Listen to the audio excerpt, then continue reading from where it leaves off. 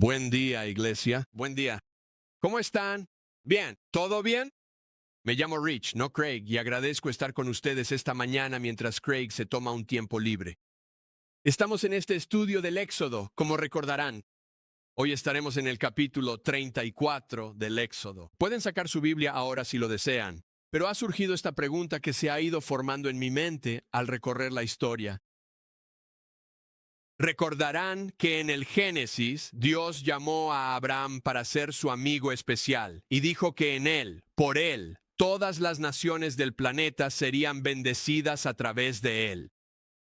Entonces la pregunta es, ¿cómo creará Dios a este pueblo del pacto redentor a través del cual vendrá el que aplasta la cabeza? Jesús, recuerden que Craig llamó así a Jesús en el Génesis.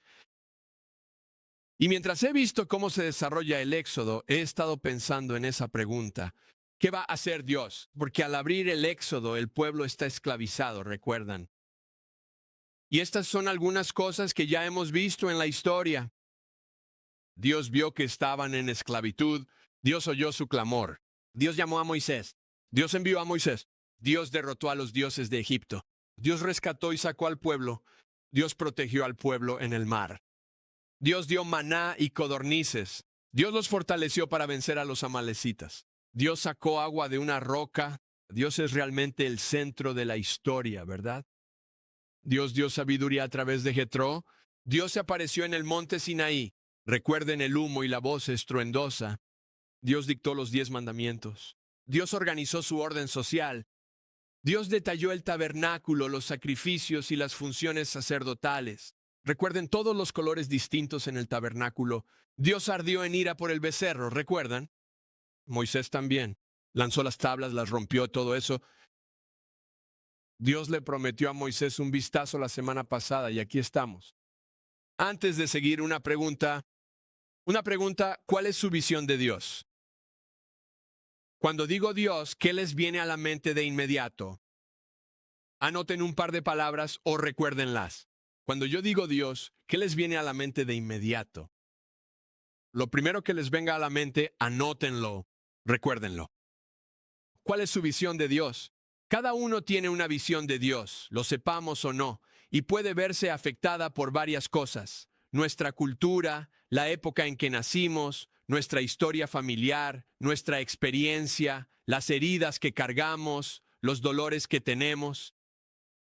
Y luego hay, por supuesto, algunas visiones falsas de Dios, visiones que pudimos haber tenido, o partes que pudimos haber creído o que otros pudieron haber tenido. Por ejemplo, como si Dios fuera del tipo fiestero y despreocupado. Hola a todos, me alegra mucho que estén aquí. Soy Dios, G grande o D pequeñas, y estoy muy emocionado de que estén aquí porque nos vamos a divertir muchísimo. Eso es lo que realmente quiero para ustedes, que sean felices y se diviertan. Y sé que no lo puse en la Biblia, pero oigan, solo quiero que sigan a su corazón y sean felices. Hagan lo que quieran y no se preocupen por los raspones. Yo me encargaré de ellos por el camino. O también existe esta otra visión de Dios, en la que se le percibe como el gran y temible ejecutor que nos vigila desde el cielo. ¿Qué estás mirando, mocoso? Espera un momento. Te conozco. He visto tus antecedentes y no pintan nada bien. He estado esperando para aplastar a alguien todo el día. Bien podría ser tú. Solo un error más y te atraparé. Tengo mi pistola de te pillé justo aquí. Mi nombre es Yahvé. Adelante, alégrame el día. Y luego está esa otra visión de Dios en la que se le imagina como una especie de abuelo anciano. Y sobre todo, alguien que se ve realmente cansado.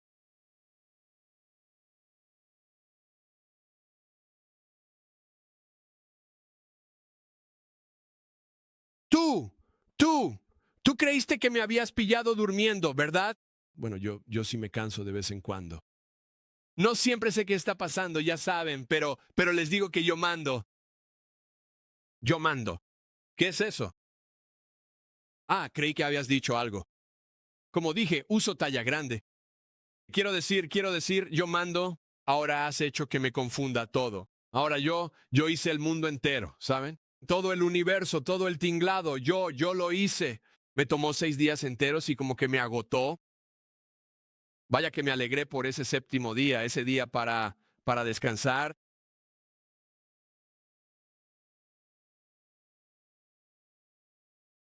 Ahora, estas son visiones falsas de Dios.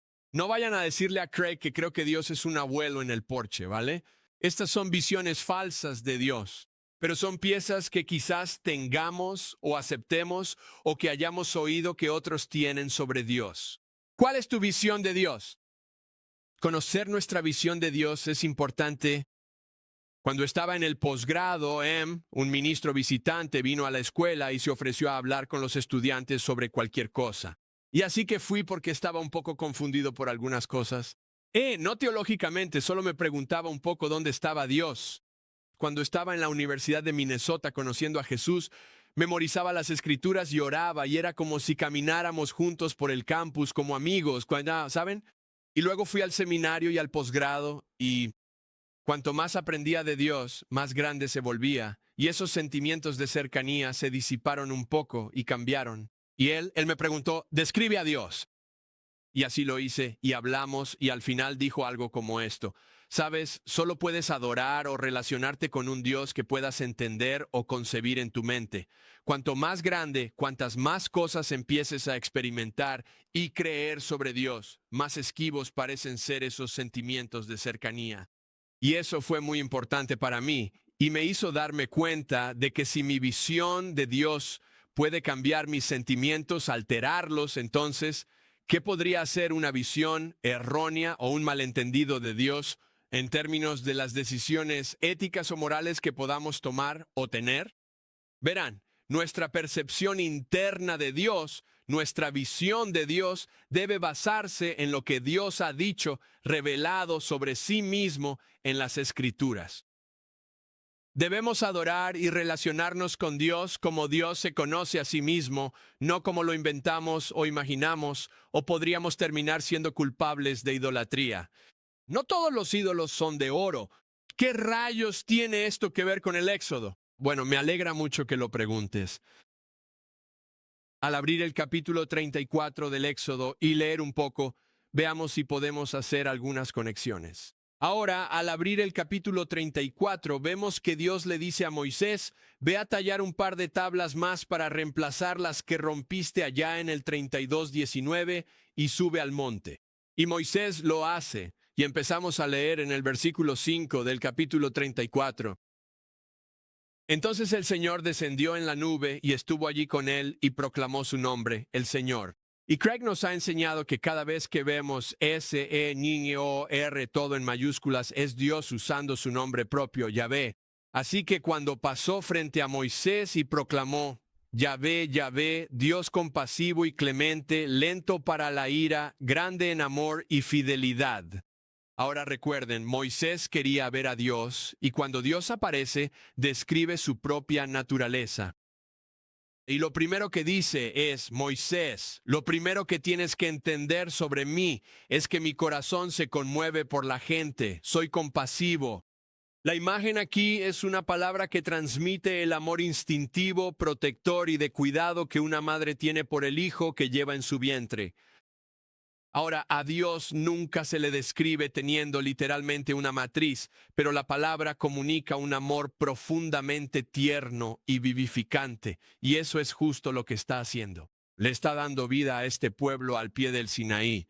Está dando a luz a una nación de su propia posesión. Dios es compasivo y sobre todo se conmueve por ti, especialmente en tu angustia. Su corazón se conmueve hacia las personas. Su primera y fundamental disposición hacia su pueblo del pacto es la compasión. Luego, Él es clemente. Este es un favor inmerecido, dando a la gente lo que no merece. La primera palabra es del corazón. Esta palabra enfatiza la voluntad de Dios, su disposición a dar bendiciones que no se pueden ganar. Y es tardo para la ira, que es exactamente lo opuesto a Rich. Si alguien se me cruza en la carretera y va despacio, yo no soy tardo para enojarme. Dios sí lo es, ¿verdad? Todo lo contrario a esa tendencia de, ya saben, ese no es Dios. Ese no es Dios. Dios de hecho abunda en amor, y esta es la palabra hebrea Gesed. Gesed. Necesito beber algo para poder decirla bien. Esta es la palabra para la lealtad del pacto, el amor del pacto. Se expresa a través de actos constantes de bondad y misericordia. No es simplemente una emoción. Piensen en el amor y cuidado de Ruth por Noemí. Gesed es un amor que permanece comprometido y actúa fielmente incluso cuando la relación es tensa o cuando la otra persona no lo merece. Este es un amor con carácter. ¿Y él es fiel? La palabra también puede traducirse como veracidad, formalidad, confiabilidad. Es la misma raíz de la que proviene la palabra amén. Ya no se escuchan muchos amenes. Miren, les di un momento. Podrían haber dicho amén justo ahí, pero no lo hicieron. ¿Ven? Ya no se escuchan mucho, pero cuando alguien dice amén, lo que dice es verdad. Sí, absolutamente, que así sea. La palabra hebrea es emet, el emet de Dios. Su emet significa que es totalmente digno de confianza. Se puede confiar en todo lo que Él dice. Es sólido como una roca. Y la fidelidad ancla a todas las demás. La compasión de Dios no es simplemente una emoción pasajera. Su gracia no es una generosidad arbitraria. Su amor constante no es un sentimiento incierto. Todos son totalmente confiables porque Dios es emet, fiel y veraz, lo cual nos señala directamente a Jesús. Recuerden que Craig nos enseñó que Jesús vino y habitó entre nosotros y vimos su gloria. Gloria como del unigénito del Padre, lleno de gracia y de verdad. Pero noten que estas no son solo cualidades del carácter de Dios, son lo que Dios es en su esencia misma. De hecho, son la razón central por la que hizo todo lo que narramos desde Éxodo 1 hasta este punto. Y esta frase del versículo 6 se repite una y otra vez a lo largo del Antiguo Testamento. Pero permítame mostrarles solo algunas. Hay un gráfico en la pantalla. Miren, el primero es Éxodo, pero luego miren el Salmo de David.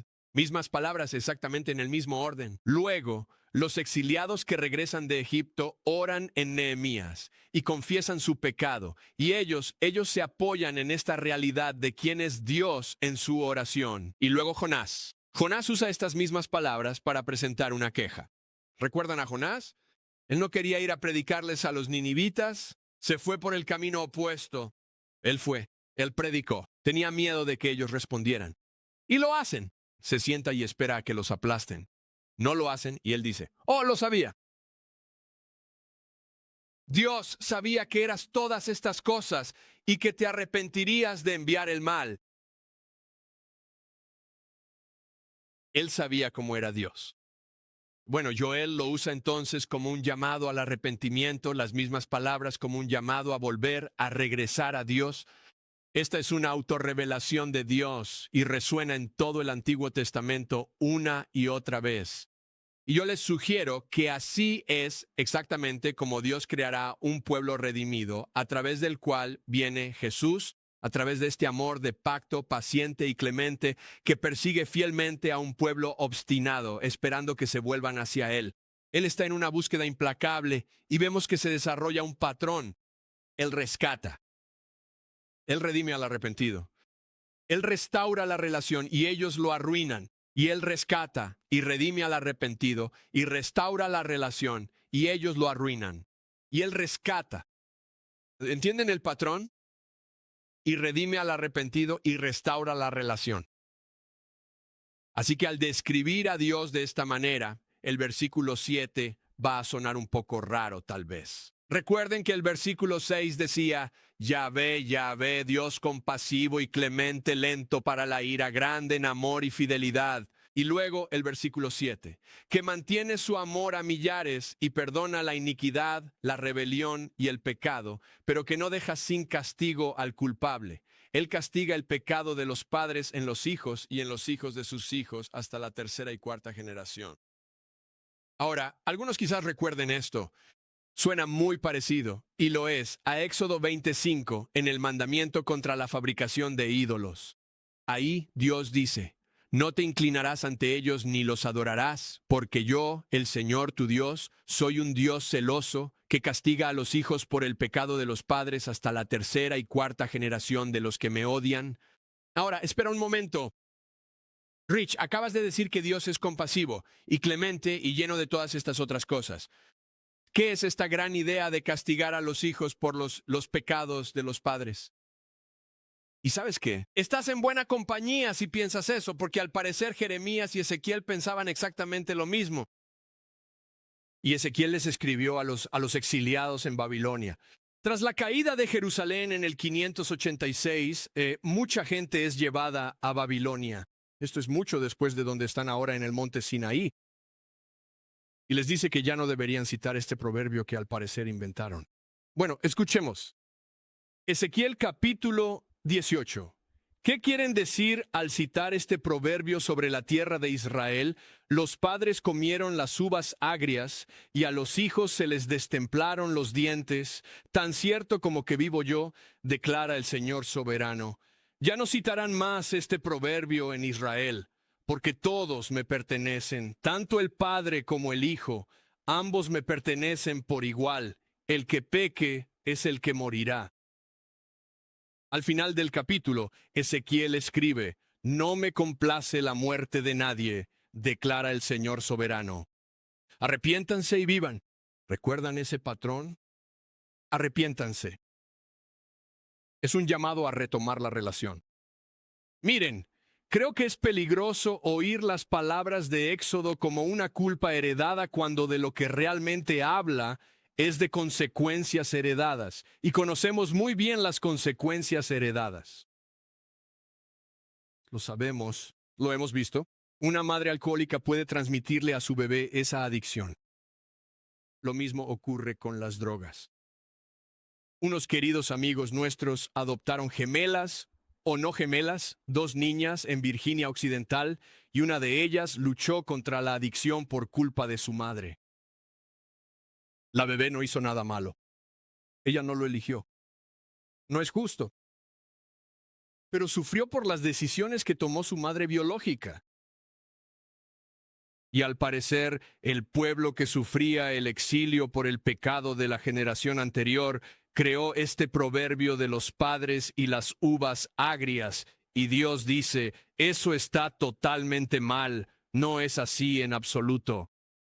Y da tres grandes ilustraciones en el capítulo 18 de Ezequiel que tienen que ir a leer en otro momento. Hoy, sin embargo, hay alguien o varios de nosotros en la sala que están sintiendo el peso, cargando el peso del pecado de una generación anterior. Algo que no elegiste, no lo hiciste, pero es tu realidad. Estás justo ahí, en las secuelas de las consecuencias del pecado de otro. Experimentas la realidad de un mundo roto de forma más aguda y dura que otros de nosotros. Anhelas, ansías y buscas al Dios de la compasión y la justicia. Permítanme decir esto, y espero que puedan escucharlo de alguien que ha tenido una vida muy bendecida, pero Dios sí los ve. Dios te conoce y su corazón se conmueve por ti. Él se inclina hacia ti. Él te dará su gracia si se la pides. Y aunque vivas en esa realidad, no tiene por qué definirte. Puedes apoyarte en aquel que es misericordioso y fiel y te nutrirá con compasión. Resiste. Resiste. Hay esperanza y un futuro. No necesitas repetir los pecados de la generación pasada. El punto de las palabras en Éxodo 34 es que Dios no ignora el pecado, Él juzgará el pecado. ¿Recuerdan a los 3,000 que los levitas mataron en el capítulo 32 y luego Dios eliminó a más con una plaga? Dios de hecho castigará el mal. Pero algo que me parece fascinante en la redacción del versículo 7 es el increíble contraste entre el amor de Dios que llega a miles de generaciones y su castigo a la tercera y cuarta. Dios en realidad pone controles. Él pone límites a este castigo prolongado. Un maestro de la Biblia dice esto: el Dios de Israel es el Dios cuya misericordia siempre supera a su juicio. ¿Crees que no vales la pena? ¿Que Dios no te dedicaría ni un segundo? Su misericordia siempre, siempre supera a su juicio.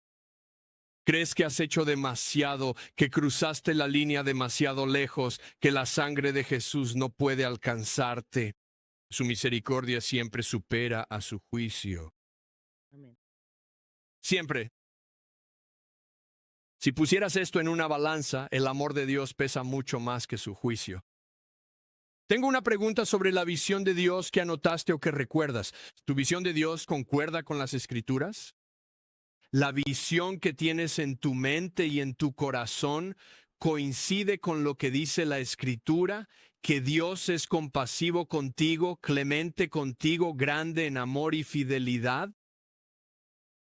Si no es así, creo que debemos arrepentirnos, y a menudo esta es mi confesión, la mía no coincide.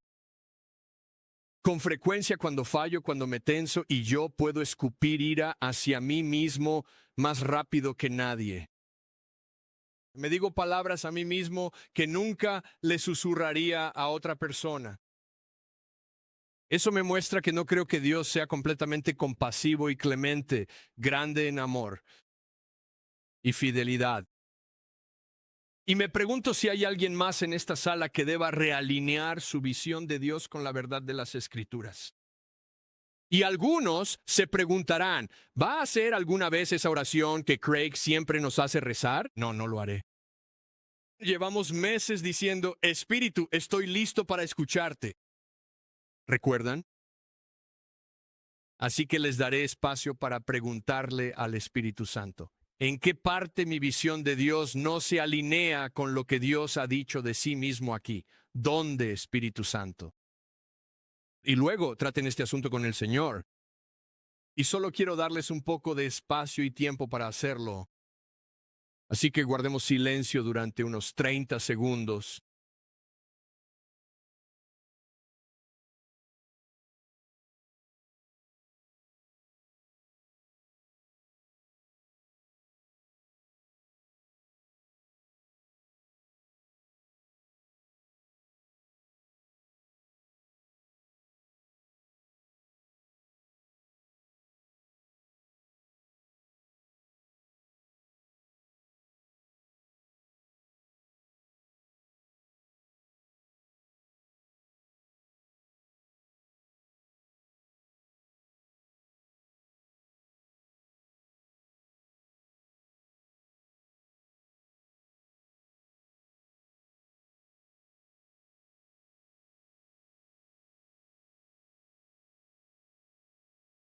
En el versículo 8, Moisés responde a esta autorrevelación de Dios. ¿Y saben qué hace? De inmediato Nid se inclinó hasta el suelo, dice, y lo adoró. La única respuesta apropiada cuando nos encontramos cara a cara con Dios, tal como Él se conoce a sí mismo, cuando encontramos a Dios al pasar tiempo con el Señor día tras día, la única respuesta real y apropiada ante Dios es inclinarse y adorar al que es, al que era y al que vendrá. Postrarse con reverencia y asombro, y simplemente maravillarse de que ese Dios del universo me ame a mí, miserable como soy, para adorarlo. Y en medio de la adoración, Moisés dice, bueno, ¿entonces vendrás con nosotros? Y Dios dice, renovaré el pacto contigo.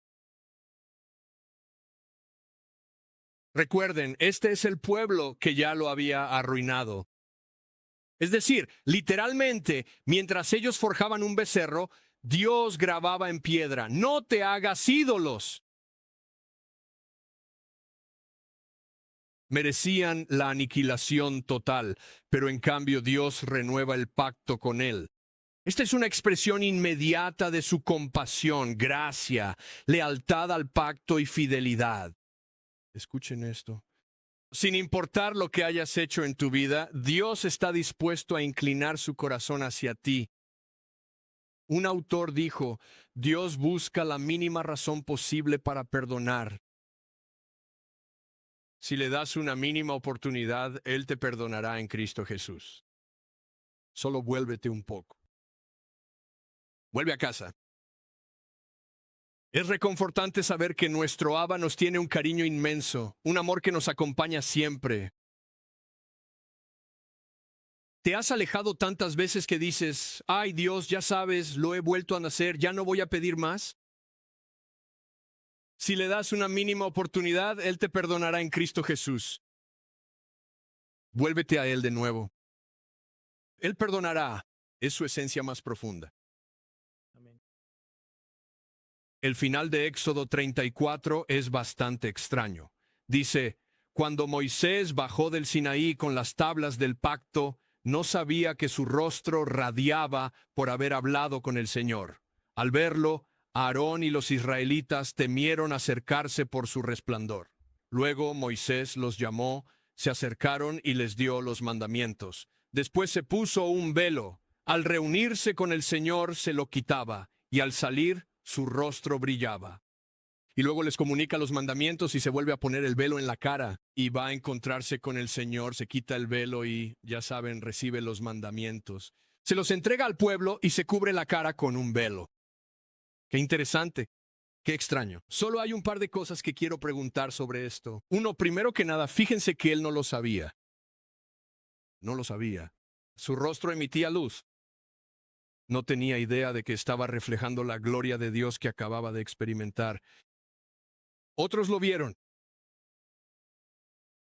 Cuando pasas tiempo con el Señor y realmente abres tu corazón para permitir que su Espíritu Santo haga su obra en ti, hay cambios que Él realiza en ti que no siempre, o tal vez no siempre, puedes ver.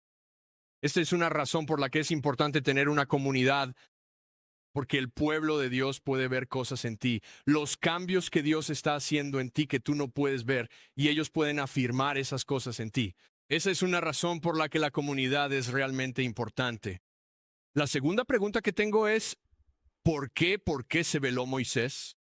Dice que el pueblo tenía miedo. ¿Estaba tratando de protegerlos? Bueno, tal vez, pero no lo sé, porque él tenía el rostro resplandeciente cuando les dio los mandamientos y luego se cubrió. Pablo dice algo sobre esto en 2 de Corintios 3 que quiero compartir con ustedes. Y allí él está argumentando sobre la gloria distintiva que tuvo la entrega de la ley y que el camino del Espíritu era más glorioso. El camino del Espíritu, sostiene, es más glorioso que la gloria revelada en la entrega de la ley. Y estamos pensando en el humo en el Sinaí y en todo eso y este encuentro con Moisés y el rostro resplandeciente. Y él usa el término velo de dos maneras distintas. Una, un velo literal que cubre, pero la otra idea es un uso metafórico de la palabra velo para como oscurecer la mente y evitar que entienda. Y en todo este argumento, él afirma esto en 2 de Corintios 3:13.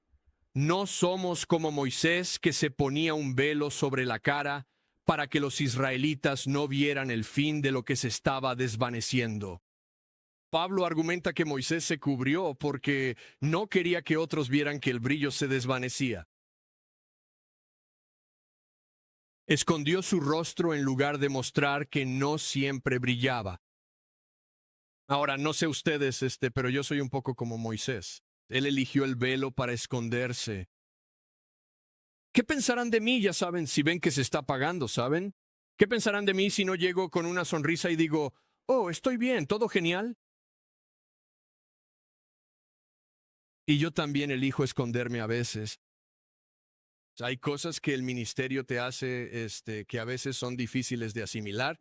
Abres tu corazón y te vuelves vulnerable, y luego te pinchan y te apuñalan, y un gancho al mentón puede acabarte, así que te pones un velo, te endureces y ya no confías tan fácil como antes. ¿Les suena familiar? No es solo el ministerio, ¿verdad? Es la vida. Son las relaciones. Es el trabajo. Es la tragedia. Es el trauma. Es espacio en blanco. Rellenen el espacio.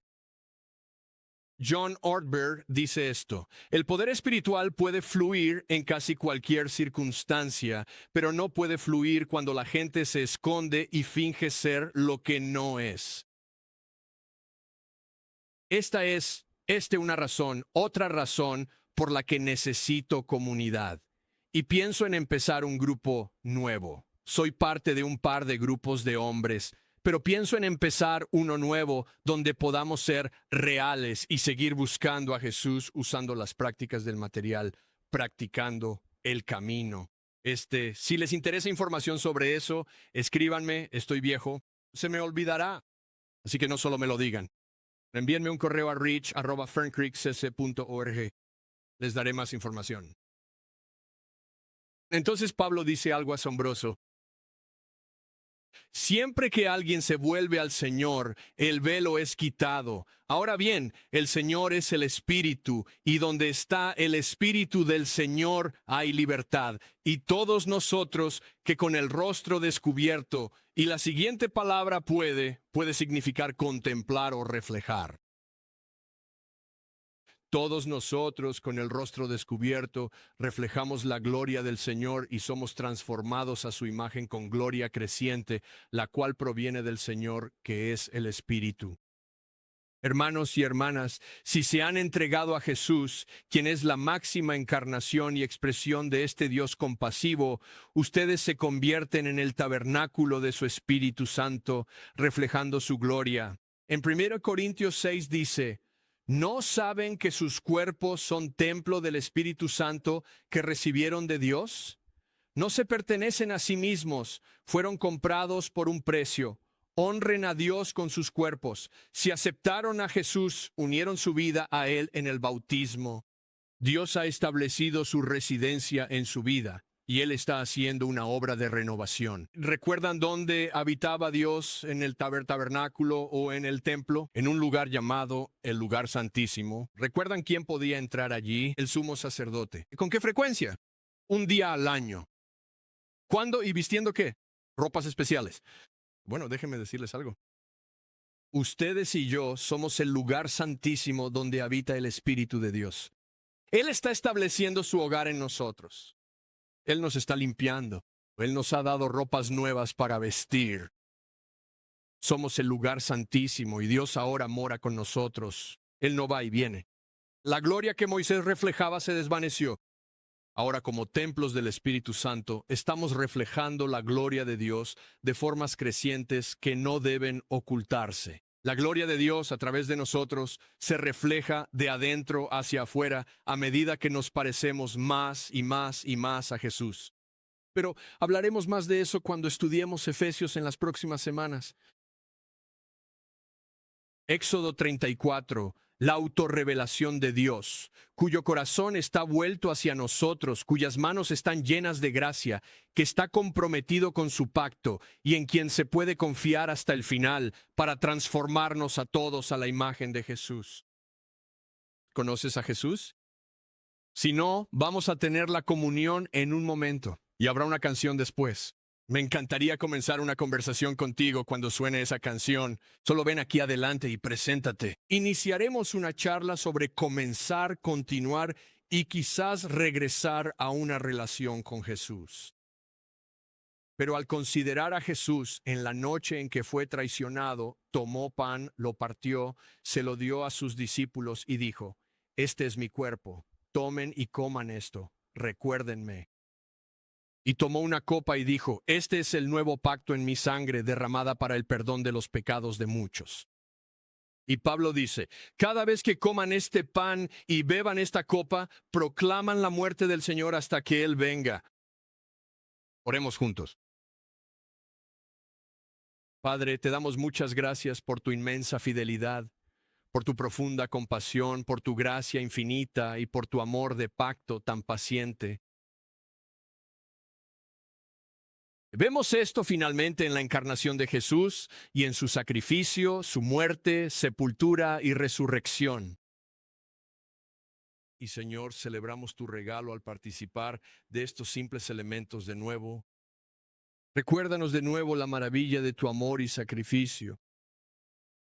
Y de hecho, Señor, consúmenos ahora en el fuego de la gloria de tu Espíritu que habita en estos templos de barro.